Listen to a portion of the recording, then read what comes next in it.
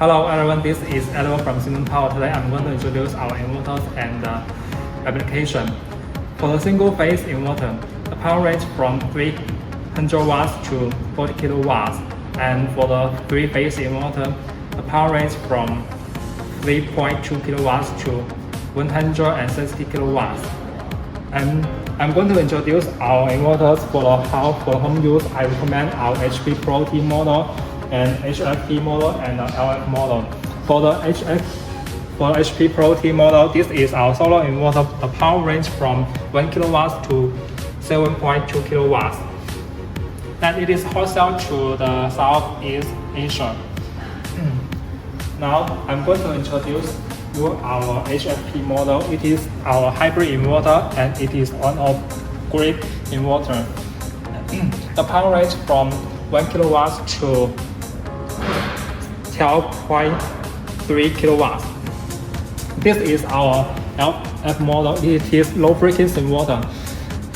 The power range from 1 kilowatts to 10 kilowatts. Okay, now I'm going to introduce you our WF model. It is more suitable for the farm. Okay.